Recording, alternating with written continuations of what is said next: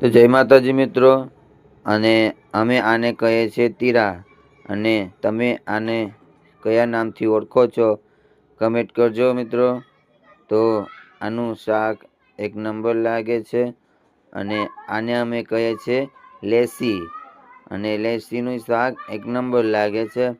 તો તમે આને શું કહેવો છો? અમે તો લેસી કહીએ છીએ. તો તમે કોઈ દી ખાધી છે કે નહીં? કમેન્ટ કરજો મિત્રો.